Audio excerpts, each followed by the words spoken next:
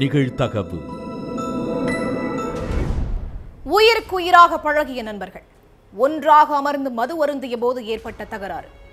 வெட்டுக்காயங்களோடு சடலமாக கிடந்த இளைஞர் மயானத்தில் வைத்து அரங்கேறிய கொடூரம். இளைஞரை சக நண்பர்களை துடிக்க துடிக்க கொலை செய்தது ஏன்? கொலையாளிகள் சிக்கியது எப்படி?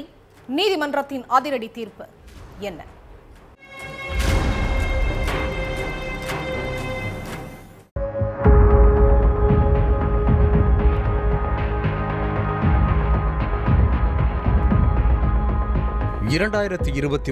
ஆகஸ்ட் 16 அதிகாலையில கிராம மக்கள் எல்லோரும் அவசரமா வேலைக்கு போயிட்டு இருந்தாங்க. அப்போ கஸ்பா பகுதியில் உள்ள மயானம் ரோட்ல இளைஞர் ஒருத்தர் வெட்டுக்காயங்களோட ரத்த வெள்ளத்துல உயிரிழந்து கிடந்தார். இத பார்த்த கிராம மக்கள் போலீஸ் ஸ்டேஷனுக்கு போன் பண்ணி தகவலை சொன்னாங்க. உடனே ஸ்பாட்டுக்கு வந்த போலீஸ் சடலத்தை மீட்டு போஸ்ட்மார்ட்டத்துக்கு அனுப்பி வச்சாங்க.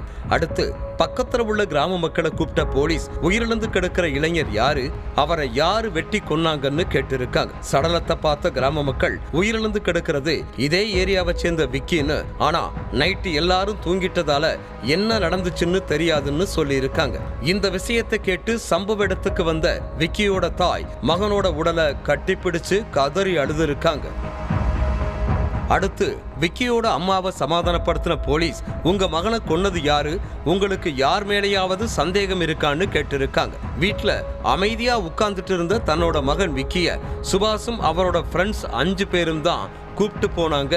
அவங்கள பிடிச்சு விசாரிச்சா எல்லா உண்மையும் தெரிய வரும்னு சொல்லி இருக்காங்க. உடனே சுபாஷோட வீட்டுக்கு போன போலீஸ் ஒன்னும் தெரியாத மாதிரி வீட்டுல பதுங்கி இருந்த சுபாஷை பிடிச்சு விசாரிச்சிருக்காங்க. வேலூர்ல உள்ள கஸ்பா பகுதியை சேர்ந்தவர் சுபாஷ்.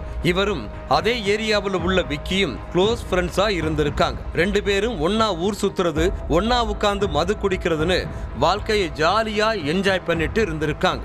2 பேரும் கூலி வேலை செஞ்சுட்டு குடும்பத்தோட வாழ்வாதாரத்தை கவனிச்சுட்டு இருந்தாங்க.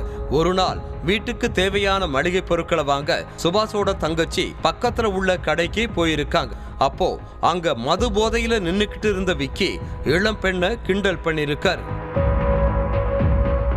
இதனால மன உளைச்சலுக்கு ஆளான இளம்பெண் தன்னோட வீட்டுக்கு போயிட்டு சுபாஷ் கிட்ட கம்ப்ளைண்ட் பண்ணிருக்காங்க.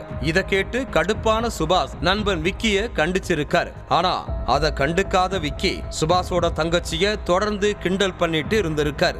சம்பவத்தன்னைக்கு இளம்பெண் தன்னோட ஃப்ரெண்டு வீட்டுக்கு போயிட்டு இருந்திருக்காங்க. அப்போ அங்க மது போதையில வந்த விக்கி இளம்பெண் கிட்ட தவறா நடக்க முயற்சி பண்ணதா சொல்லப்படுது. இதனால அழுதுகிட்டே வீட்டுக்கு போன இளம்பெண் அண்ணன் சுபாஷ் கிட்ட நடந்த எல்லாத்தையும் சொல்லி இருக்காங்க. இவனை இப்படியே விட்டு வச்சா தங்கச்சியோட வாழ்க்கையவே நாசம் பண்ணிருவான், அதனால விக்கியோட கதையை முடிச்சிடணும்னு தன்னோட நண்பர்களோட சேர்ந்து பிளான் போட்டு இருக்காரு சுபாஷ். 2021 ஆகஸ்ட் 15 சுதந்திர தினங்கிறதால எல்லா மதுக்கடைகளும் பூட்டி கிடந்திருக்கு. ஆனா பிளாக்ல மது வாங்கின சுபாஷ் விக்கியை கூப்பிட்டுட்டு மது குடிக்கிறதுக்காக பக்கத்துல உள்ள மயானத்துக்கு போயிருக்காரு. கூட அவரோட ஃப்ரெண்ட்ஸும் இருந்திருக்காங்க.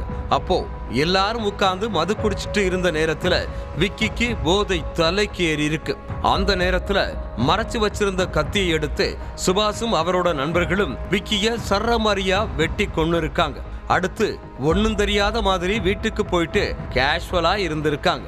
இந்த விஷயத்தை தெரிஞ்சுக்கிட்டு சம்பவ இடத்துக்கு போன போலீஸ் சுபாஷையும் அவரோட நண்பர்களையும் அரெஸ்ட் பண்ணி விசாரிச்சுட்டு இருந்தாங்க.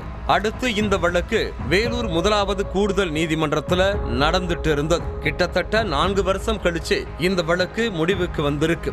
வழக்க விசாரிச்ச நீதிபதி சுபாஷ், விஷ்ணு, ராஜ்குமார், கரிமுல்லா ஷெரீப், காஜா ஹவுஸ் மொய்தீன் கொலையாளிகள் 5 பேருக்கும் ஆயுள் தண்டனை விதிச்சு உத்தரவிட்டிருக்கார்.